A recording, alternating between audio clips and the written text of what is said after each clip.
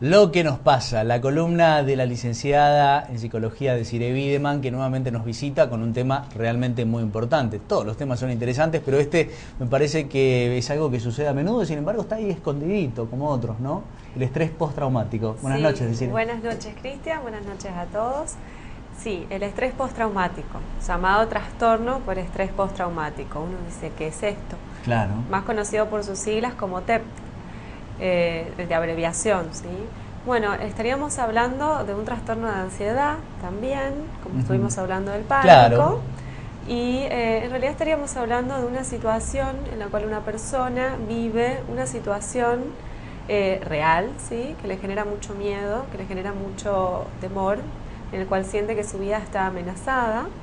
Puede ser un evento catastrófico, puede ser alguna situación de violencia, puede ser algún accidente automovilístico o aéreo, o alguna catástrofe natural, ¿sí? Una inundación, un huracán. Como los inundados de acá, que sucedió hace poco, por ejemplo, ¿no? Para dar un ejemplo de catástrofe, ¿sí?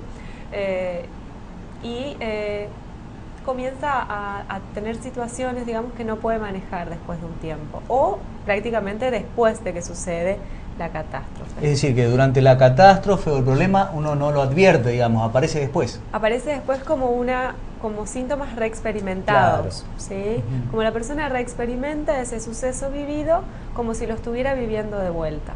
O a su vez puede evitar situaciones o personas que le recuerden ese suceso, ¿sí? Uno de los principales síntomas es la evitación.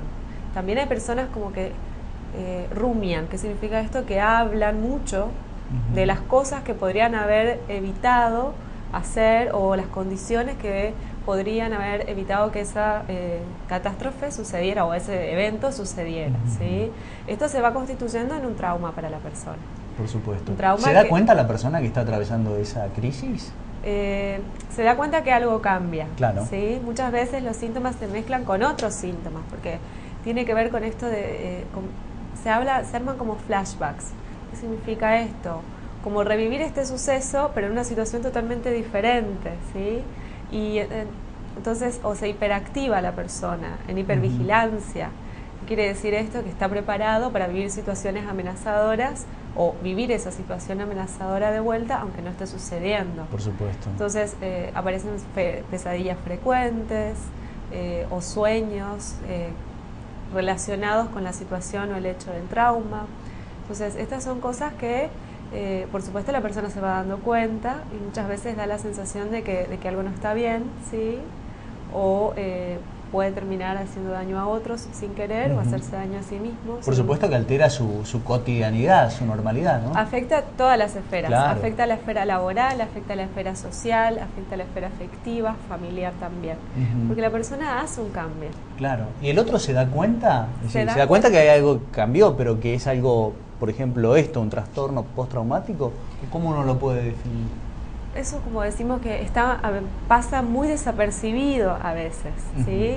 Son los médicos los que tienen quizá más acceso a estas situaciones, porque hay reacciones fisiológicas también. Entonces, sí podrían, digamos, haber dolores en el cuerpo, digamos, que no existen, ¿no es cierto? O no están, pero la persona lo sigue sintiendo. Y son los médicos los que primero tienen acceso generalmente a estos casos. Pero pasan desapercibidos, entonces pasan a veces como por una depresión o a veces como un trastorno de pánico o alguna otra cuestión. Entonces hay que tener mucho cuidado con el... Por supuesto. ¿Y desde lo psicológico cómo se aborda?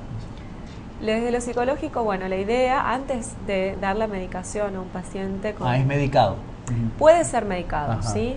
Pero fundamentalmente, por ejemplo, si tenemos un paciente con depresión y trastorno de estrés postraumático, tenemos que tratar primero o intentar tratar el trastorno de estrés postraumático y luego la depresión, porque esto pasa a ser un síntoma. Entonces, la depresión seguiría. Entonces, ¿qué hacemos? Desde lo psicológico, una de las mejores terapias comprobadas, digamos, para el desarrollo o mejoría, ¿no es cierto?, de la enfermedad que es curable, sería ¿cómo es? La terapia cognitivo-conductual y el entrenamiento de movimientos oculares rápidos, conocido como EMDR. Y también terapias centradas en el cuerpo, ¿sí? Pero todas relacionadas, digamos, como centro al trauma. Porque ¿Son procesos cortos, largos? ¿Depende de cada paciente? Va a depender de cada paciente. Lo que tenemos que lograr es que la persona pueda revivir el suceso, ¿sí? Porque muchas veces las personas no se quieren acordar de esto. Entonces evitan la situación. Y bueno, la idea es que la persona pueda acceder a ese recuerdo y vivirlos desde otro lugar, ¿sí? Separarse de la situación. Claro, por supuesto, y que también tenga y desarrolle los recursos necesarios para poder enfrentarse a situaciones que pueden ser, digamos, de alto riesgo también en algunos casos. Por supuesto. En casos extremos, entonces, se recurre a la medicación de manera complementaria al tratamiento psicológico. Digamos, se evita, porque la medicación lo que suele hacer es, digamos, funcionar como digamos, dejando abajo, ¿no es cierto?, el evento traumático, suele, digamos. En estos casos se prefiere primero, se recomienda una terapia y después la medicación. Muy bien. ¿Sí? Lo importante es siempre el diagnóstico, así que, y por supuesto acudir a un profesional porque solo no se sale de esta situación. Por supuesto que no. Bueno, cada vez está más claro que es necesario asistir al psicólogo para evidenciar con claridad estos problemas antes de acceder a alguna medicación, ¿no es cierto? Sí, sí, es lo más importante, digamos. Por supuesto que son tratamientos complementarios, pero sin embargo es necesario, digamos, la intervención. Muy bien, muchísimas gracias, Desiree.